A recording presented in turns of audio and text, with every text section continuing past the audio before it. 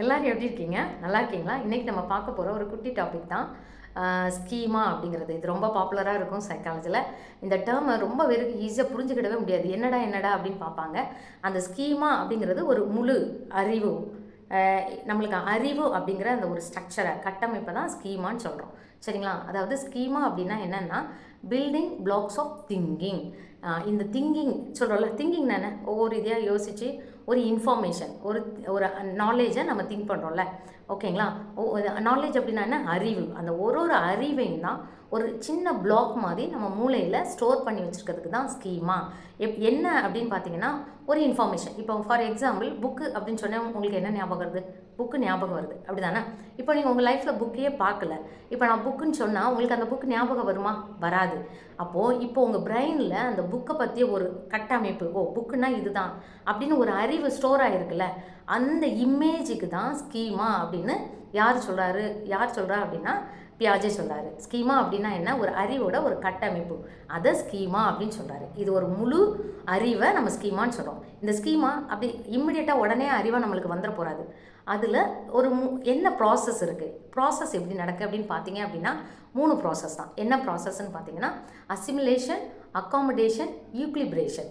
Assimilation அப்படின்னா உட்கிரகித்தல், உட்கிரகித்து தன்மயமாக்குதல். இப்போ நம்ம உட்கிரகித்தல் அப்படின்னா எதையோ ஒரு பொருளை பார்க்குறோம், ஓகே இந்த பொண்ணு இப்படி இருக்குது அப்படின்னு நம்ம அந்த நேமோட சீலா, இந்த பொண்ணு பேர் தான் சீலா அப்படின்னோடனே நம்ம அந்த பொண்ணை அப்படியே பார்ப்போம். ஓகே சீலானா காது இப்படி இருக்குது, மூக்கு இப்படி இருக்குது அப்படின்னு நம்ம அந்த பார்ப்போம்ல, அந்த பெர்சீவ் பண்ணுறோம்ல, ரிசீவ் பண்ணுறோம்ல. உட்கிரகித்தல், உட்கிரகித்து தன்மயமாக்குதல். ஓ சீலானா ஓகே இப்படி இப்படி இருப்பாங்க அப்படின்னு நம்ம நினைக்கிறோம்ல, அது உட்கிரகித்தல். சரிங்களா? அதே நம்ம சின்ன குழந்தைங்களுக்கு நாய் ஒரு புதுசாக இன்ட்ரடியூஸ் பண்ணுறோம். டாக் அப்படின்னோடனே அது என்ன நினைக்கும்? ஓ குட்டியாக 4 கால் உள்ள இந்த குட்டி தான் டாக்கு, ஓ குட்டியாக இருந்து 4 கால் இருந்து நடக்கிறது டாக்கு போல் அப்படின்னு அந்த அந்த அந்த சின்ன குழந்தை நினைக்கும். சரிங்களா? அப்போ வந்து ஒரு புதிய அறிவை ரிசீவ் பண்ணதில்ல, அதை நம்ம அசிமிலேஷன், அந்த புதிய எக்ஸ்பீரியன்ஸ், ஓகே புதுசாக கற்றுக்கிட்டோம்ல, அதை அசிமிலேஷன் சொல்கிறோம்.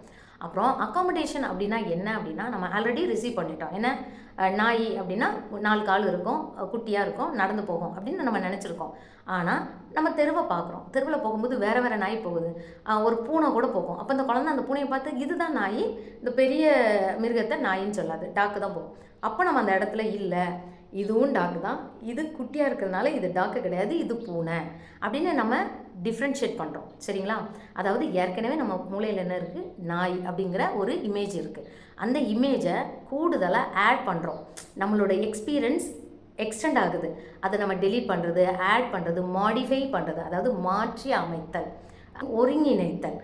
அதாவது ஒரு ஒரு ஒரு முழுமையாக, ஓ இதுதான் இது, நம்ம சின்ன இதில் இருந்து கொஞ்சம் அதை டெவலப் பண்ணுறோம். ஆல்ரெடி நம்ம பிரெயினில் இருக்குது, ஓகே நாய்னா என்னென்னு. ஆனால் நாய் இப்படி இருந்தாலும் நாய் தான், இப்படி சின்னதாக இருந்தாலும் நாய் தான், பெருசாக இருந்தாலும் நாய் தான் அப்படின்னு நம்மளோட நாலேஜில் டெலிட், ஆட், மாடிஃபை பண்ணுறோம்ல, இதை தான் அக்காமடேஷன் பண்ணுறோம். அக்காமடேஷன் ப்ராப்பராக நடக்க நம்மளுக்கு ஸ்கீமா அப்படிங்கிற அந்த அறிவு ப்ராப்பராக போயிட்டே இருக்கும்.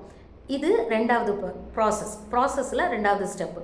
3வது ஸ்டெப்பு என்ன அப்படின்னு பார்த்தீங்கன்னா ஈக்லிப்ரேஷன், டிஸ்ஈக்லிப்ரேஷன். 2ஆக சொல்லலாம். ஈக்லிப்ரேஷன் அப்படின்னா சமநிலை ஆகுதல், டிஸ்ஈக்லிப்ரேஷனா சமநிலை ஆகலை. அசிமிலேஷனுக்கும் அக்காமடேஷனுக்கும் ஒரு பேலன்ஸ் பண்ணுறது. ஓ இது இப்படி இருந்தால் இது இப்படி அப்படின்னு நம்ம ஒரு முழுமையாக கொண்டு வர்றது. அந்த முழுமையாக கொண்டு வந்துட்டு அடுத்தவங்களுக்கும் சொல்கிறது, டாக்கெல்லாம் இப்படி இருக்கும்பா, இதில் இத்தனை வெரைட்டி இருக்குப்பா, இப்படி இருந்தால் அப்படி, அதில் மைன்யூட்டாக ஆட் பண்ணுவாங்க, அது இப்படி இருக்கும். இதை பேலன்ஸ்டாக வந்துட்டு அப்படின்னா இதான் ஈக்லிப்ரேஷன். ஒரு இன்ஃபர்மேஷனும் நம்ம திரும்ப லேர்ன் பண்ணி நம்மளோட பிரெயினில் இந்த இன்ஃபர்மேஷனை நம்ம சேவ் பண்ணிக்கிறோம். அந்த முழுமையான அந்த அறிவை தான் என்ன சொல்கிறோன்னா ஸ்கீமா. நம்மளோட பிரெயினில் அன்லிமிட்டட் நாலேஜ் இருக்கும். அந்த ஒவ்வொரு நாலேஜுமே ஒரு சின்ன செங்கல் மாதிரி நம்மளுக்கு ஸ்டோர் ஆகிருக்கும். அந்த அறிவை தன்னோட ஓன் எக்ஸ்பீரியன்ஸில் மாடிஃபை பண்ணிக்கிட்டே, ஓகே இதுதான் திரும்ப திங்க் பண்ணுறதுனால உங்களுக்கு பெர்மனன்ட் நாலேஜ் வரும். சரிங்களா? இதை தான் நம்ம ஸ்கீமா அப்படின்னு பியாஜே சொல்லியிருக்காங்க, அறிவளர்ச்சி. இன்னொரு எக்ஸாம்பிள் கூட நம்ம அக்காமடேஷனுக்கு சொல்லலாம். அதாவது ஒரு பசில் பாக்ஸ், ஃபஸ்ட்டு பசில் பார்க்கும்போது யாருக்குமே ஓடாது, அந்த பசில் பாக்ஸை பார்க்கலாம், அது அசிமிலேஷன். அதுக்கப்புறம் அதில் ஒன்றா வச்சு ஓ இப்படி வந்தால் இது ஆன்சர், இப்படி வந்தால் அது அக்காமடேஷன். ஈக்லிப்ரேஷனாக நெக்ஸ்ட் டைம் இந்த பசில் தானே எனக்கு தெரியும் அப்படின்னு கடன்னு மாத்திரம்ல, பேலன்ஸ்.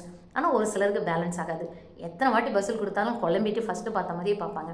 அது டிஸ்இக்விலிப்ரேஷன். ஓகேங்களா? இப்போ நல்லா உங்களுக்கு கான்செப்ட் புரிஞ்சிருக்குன்னு நினைக்கிறேன். அப்படி புரியல அப்படின்னா, எந்த இடத்துல புரியல அப்படின்னு நீங்கள் சொன்னீங்கன்னா அடுத்த வீடியோவில் அதை நான் நல்லா எக்ஸ்பிளைன் பண்ணுவேன். நம்புகிறேன் உங்களுக்கு இது நல்லா புரிஞ்சிருக்குன்னு. Thank you very much. Thank you very much. Subscribe our channel and click the like button, please.